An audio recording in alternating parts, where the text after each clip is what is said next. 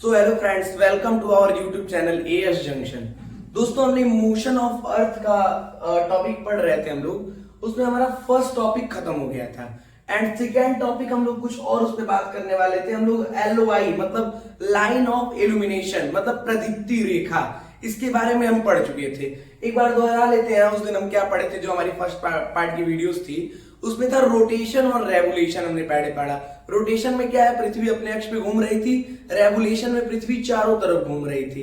हम इतना जाने, रोटेशन में क्या होता था, दिन और रात बनता था और इसका ड्यूरेशन टाइम जो था वो 24 आवर्स का था और इसका जो डायरेक्शन था वो वेस्ट से ईस्ट था। फिर जब हम रेवोल्यूशन में घुसते हैं तो रेवोल्यूशन में कुछ ऐसा होता है, सीजन चेंजेस होती हैं। और क्या होती हैं, तो इसका जो ड्यूरेशन होता है 365 डेज एंड 6 आवर्स का होता है। एंड जो इसका भी डायरेक्शन होता है वो होता है वेस्ट टू ईस्ट। लेकिन हम थोड़ा सा और इसमें घुसे और हमने क्या पढ़ा, झुकाव के बारे में। जब हम झुकाव पढ़े कि जब हमारी अर्थ जो है 23.5 डिग्री पे झुकी हुई है तब क्या होता है, दोस्तों, तो रात और दिन की अवधि में परिवर्तन हो जाता है, टाइम में परिवर्तन हो जाता है। और क्या होता है, तो और जो सीजन होता है ना, सीजन में भी बदलाव आता है। तो झुकाव से ये दोनों चीजें होती थी। यहां तक हम लोगों ने पढ़ लिया गया था।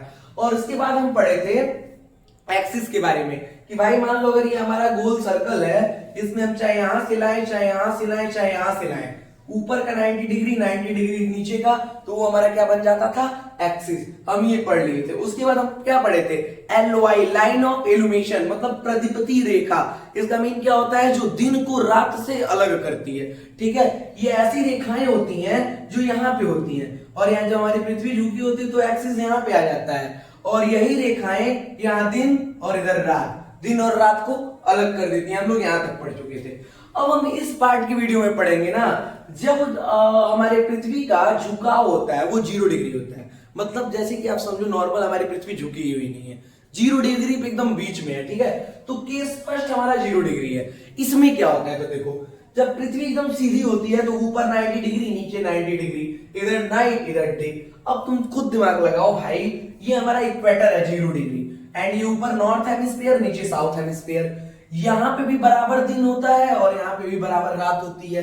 फिर यहाँ पे बराबर दिन, फिर इतना यहीं पे बराबर रात, फिर यहाँ पे बराबर दिन, फिर यहाँ पे बराबर रात, फिर ऐसे ही ऊपर यहाँ पे बराबर रात, यहाँ पे बराबर दिन, ऐसे ही ऊपर जाता है। मतलब इस पूरे में 0 डिग्री में बराबर दिनें होती हैं और बराबर रातें होती हैं। एंड इसके बाद अब जब ये होता है तो देखो पहले क्या था, जब झुकी होगी तो एक्सिस यहाँ पे आ जाएगा, राइट, और यहाँ पे ये जो लाइन है ये काल्पनिक रेखाएं हो जाएंगी और यही क्या हो जाएगी, प्रदीप्ति रेखा, एलओआई, जो दिन और रात को अलग करती है। तो LOI is equal to axis, LOI is equal to axis मतलब अभी एलओआई क्या है, एक्सिस की एकदम बराबर है। And day is equal to night, दिन और रात बराबर होंगे। जब एलओआई एक्सिस के बराबर होगा तो सीधे आप बता दोगे कि जो दिन और रात होता है वो बराबर होता है। अब भाई जब दिन और रात बराबर होगा तो जब नॉर्थ हेमिस्फीयर में मतलब उत्तरी गोलार्ध में गर्मी पड़ेगी तो साउथ हेमिस्फीयर मतलब दक्षिणी गोलार्ध में भी क्या पड़ेगी, गर्मी पड़ेगी। एंड जब साउथ हेमिस्फीयर में ठंड पड़ेगी तो वैसे ही नॉर्थ हेमिस्फीयर में मतलब उत्तरी गोलार्ध में क्या पड़ेगी, ठंड पड़ेगी।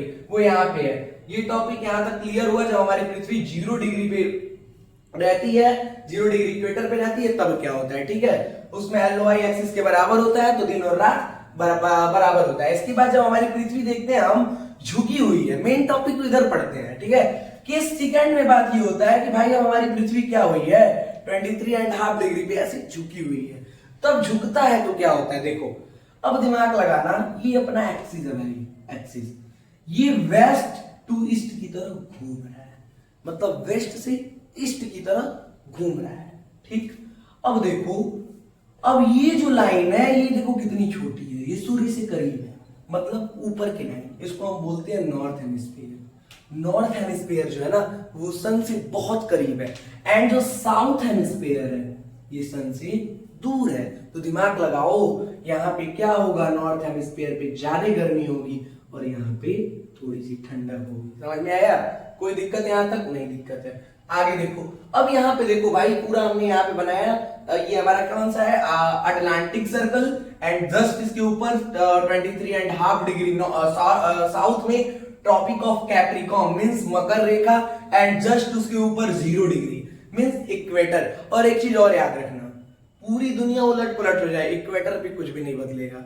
इक्वेटर पे दिन रात हमेशा बराबर होगा, एकदम दिमाग में रख लेना ये बात। देखो हर जगह ऊपर नीचे बदल रहा है ना, लेकिन इक्वेटर पे हमेशा दिन और रात बराबर होगा, ठीक है। एंड उसके ऊपर 23.5 डिग्री नॉर्थ में हम जाते हैं तो ये वाली जो हमारी लाइन होती है ये हो जाती है ट्रॉपिक ऑफ कैंसर।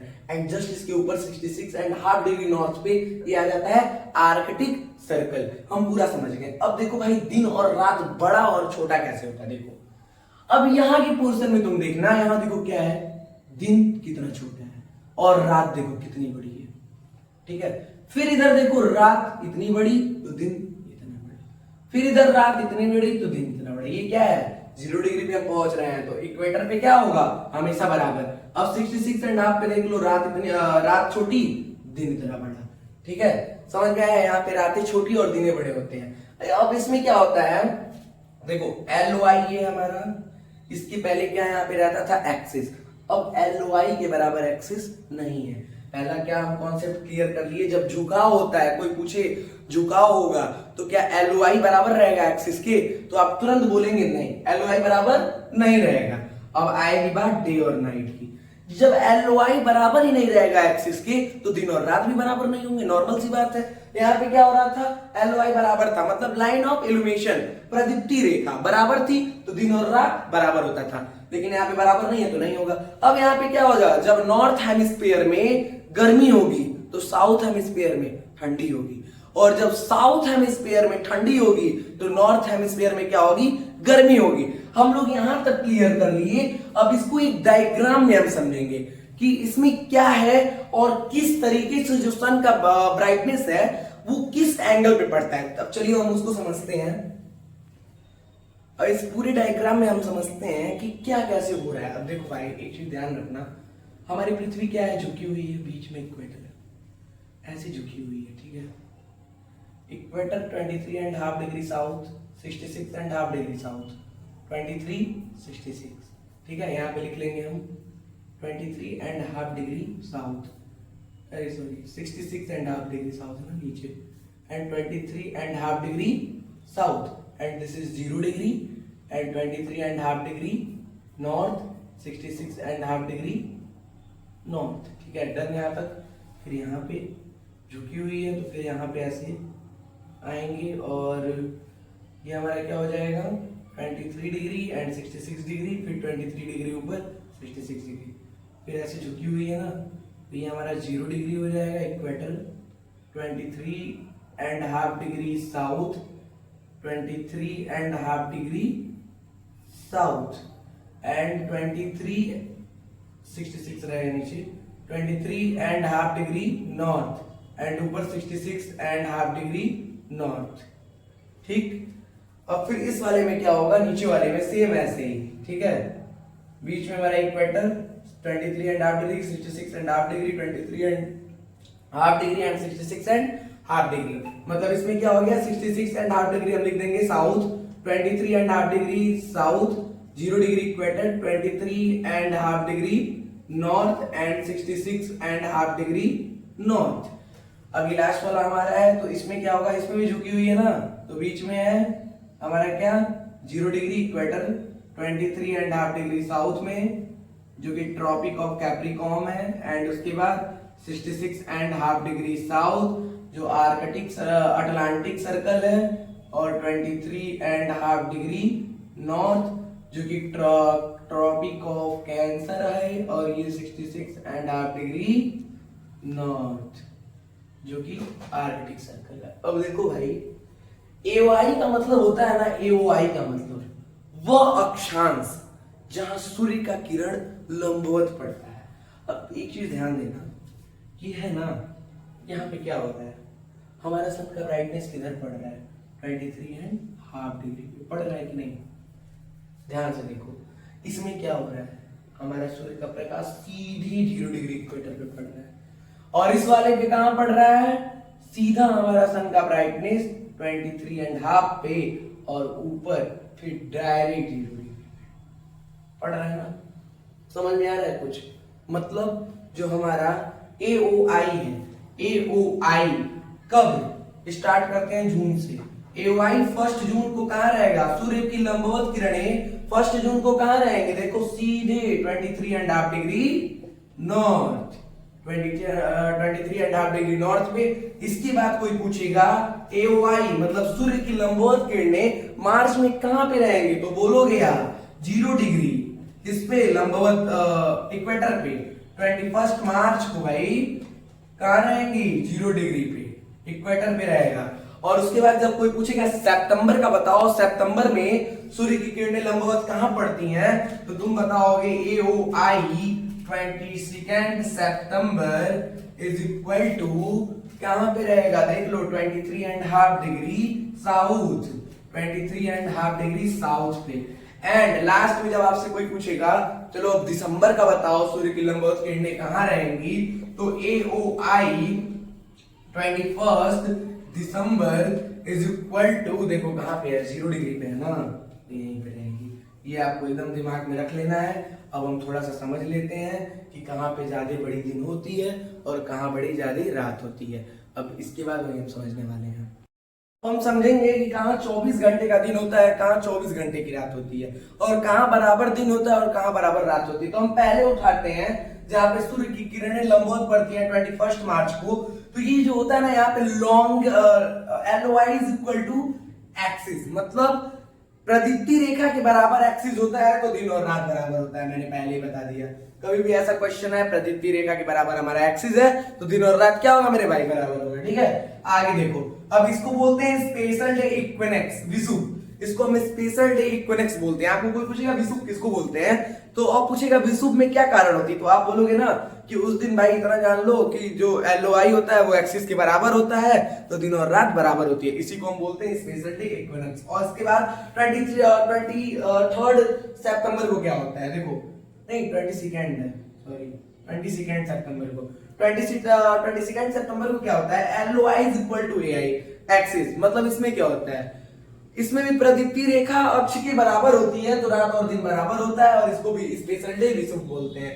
लेकिन सब फैक्टर चेंज हो जाता है कहां आगे? 1 जून को, 21 जून को। इसमें क्या होता है? देखो LOI एक्सिस के बराबर नहीं होती है, ठीक है, पृथ्वी झुकी हुई है और इसके बाद डे और नाइट होगा ही नहीं बराबर। जब LOI एक्सिस के बराबर नहीं होगा तो दिन और रात बराबर नहीं होगा। एकदम दिमाग में रख लेना। इसको हम बोलते हैं कर्क संक्रांति। अब इसमें क्या होता है भाई? देखो इसमें सन का जो हमारा ब्राइटनेस होता है ना AOI 23.5 डिग्री नॉर्थ पे पलटा है।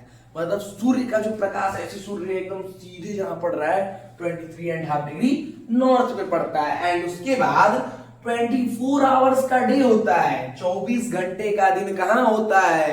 तो 66 डिग्री 66.5 डिग्री नॉर्थ पे क्या होता है? 24 घंटे का दिन। आपसे कोई पूछेगा चलो ये बताओ कि 21 जून में 24 घंटे का दिन कहां होता है, तो आप क्या बोलोगे कि वो होता है ना भाई 66 1/2 डे। ठीक है, उसके बाद 24 आवर्स का नाइट, 24 घंटे की रात कहां होती है? 24 घंटे की दिन और 24 घंटे की रात कहां होती है? तो 24 घंटे का जो दिन होगा वो आपको पता चल गया 66 1/2 का नॉर्थ पे एंड 66 1/2 साउथ पे क्या होगा? नाइट होगा। एंड इसके बाद यहाँ पे क्या होगा दोस्तों? तो नॉर्थ हेमिस्फीयर पे समर सोलेस्टिक में लॉन्ग डेज होंगे। गर्मियों के मौसम में यहाँ पे दिन बहुत बड़े होंगे। एंड साउथ हेमिस्फीयर में विंटर में लॉन्गेस्ट नाइट होगी। मतलब साउथ हेमिस्फीयर में रातें जो होंगी वो बहुत बड़ी होंगी। ठीक है, और नॉर्थ हेमिस्फीयर में क्या होगा? जो हमारा दिन होगा वो क्या होगा? बहुत बड़ा होगा, लॉन्ग होगा। और यहाँ पे जब समर हेमिस्फीयर आएगा तो जो हमारी रातें होंगी, जो दिन होगा वो शॉर्टेस्ट हो जाएगा, दिन छोटा होगा। इसके बाद समर सॉलिस्टिक में अब हम समझेंगे यहाँ पे मकर संक्रांति, मतलब 22 दिसंबर। यहाँ पे देखो समझते हैं क्या होता है। यहाँ पे LOI एक्सिस के बराबर नहीं होता है तो दिन और रात बराबर नहीं होगा। ठीक है, अब तो क्या होता है यहाँ पे? इसको हम बोलते हैं मकर संक्रांति। वो वाला मकर संक्रांति नहीं, इसको हम बोलते हैं मकर संक्रांति। ठीक है, अब इसके बाद 22 दिसंबर को सूर्य का प्रकाश कहां पड़ता है? लंबवत इस पे, तो 23.5 डिग्री साउथ पे। मैंने डायग्राम में बताया था ना कि जब सूर्य का प्रकाश लंबवत किस पे पड़ता है दिसंबर में, तो 23.5 डिग्री साउथ पे। एंड यहाँ पे 24 घंटे का दिन कहाँ होता है, तो 66.5 डिग्री साउथ पे जाओगे तो क्या होगा, 24 घंटे का दिन होगा। और जो 24 घंटे की रात होती है ना, वो ऊपर में नॉर्थ हेमिस्फीयर में, उत्तरी गोलार्ध में 66 1/2 नॉर्थ में क्या होगा, दिन रात क्या होगी, बड़ी होगी। ठीक है, मतलब 24 घंटे का समझ लो। और उसके बाद नॉर्थ हेमिस्फीयर में जब विंटर रहेगा, तो नॉर्थ हेमिस्फीयर के विंटर में जो हमारी रातें होंगी ना, वो बहुत बड़ी होंगी। उत्तरी गोलार्ध में जो रात है वो बहुत बड़ी होगी। और देखो ठंडियों में रात बड़ी होती है ना, उसका रीजन ये है। ठीक है, और शॉर्टेस्ट डे कहां पे होगा, नॉर्थ हेमिस्फीयर में। और ये कब होगा, विंटर के टाइम पे, दिसंबर के टाइम पे। एंड साउथ हेमिस्फीयर में समर सोलेस्टिक्स में क्या होंगी, तो जो लॉन्गेस्ट डे होगी और शॉर्टेस्ट नाइट होगा। समझ गए यहां तक, कोई दिक्कत नहीं। अगर पूरी वीडियो में आपको कहीं से भी कोई दिक्कत हुई हो तो आप डायरेक्ट हमको मैसेज करिएगा कमेंट में, और वो देख के हम आपका प्रॉब्लम सॉल्व करने की पूरी कोशिश करेंगे। और इसका आपको नोट्स अब बहुत जल्दी मिलने लगेगा। और नोट्स जानते हो भाई कितने रुपए का है, मात्र 49 रुपए का। 49 रुपए में नोट्स आपको मिल जाएगा कहीं पे भी। आप 49 रुपए का डायरेक्ट आप अब जल्दी ग्रुप बनने वाला है, ग्रुप बन जाएगा, उसमें ऐड कर दिया जाएगा सबको, सब लोग आ जाना ग्रुप में। 49 रुपीज का आपको नोट्स मिल जाएगा। और ये जानते हो क्या क्या मिलेगा, 49 में 6 का जियोग्राफी, 7 का जियोग्राफी, 8 का जियोग्राफी, और 1 लाइनर, 1 शॉर्ट, मतलब 1 शॉर्ट कहीं कोई पूछे फटाफट बताने लगोगे। ठीक है, तो जरूर इसको लेना। और ये बहुत ही बढ़िया है, कुछ ही टाइम तक ही 49 तक रहेगा। और जैसे ही कुछ टाइम बाद जब इसका थोड़ा सा मान लो क्रेज भी होगा, और एक टाइम पे ऐसा भी हो सकता है कि इसके साथ हिस्ट्री भी जोड़ दिया जाए। जब हिस्ट्री जोड़ा जाएगा तो ये डायरेक्ट 99 का हो जाएगा। ठीक है, तो जियोग्राफी खरीद के रख लोगे तो फायदे में रहोगे। ठीक, और वीडियो अगर अच्छे से समझ में आई हो तो लाइक कमेंट जरूर करें और सब्सक्राइब करें। और ऐसे ही वीडियो देखने के लिए हमारे चैनल को ज्यादा से ज्यादा लोगों को शेयर करिए। आपको एकदम टॉप लेवल की एजुकेशन दी जाएगी। सर आशुतोष सर इंग्लिश के टॉप लेवल का एकदम नाउन समाप्त करके प्रोनाउन पे आए हैं, और उसका शॉर्ट रील्स भी वो डाल दे रहे हैं। मतलब नॉर्मल में 30 सेकंड, नहीं ज्यादा टाइम है, 30 सेकंड में जाओ देख के निपट लो।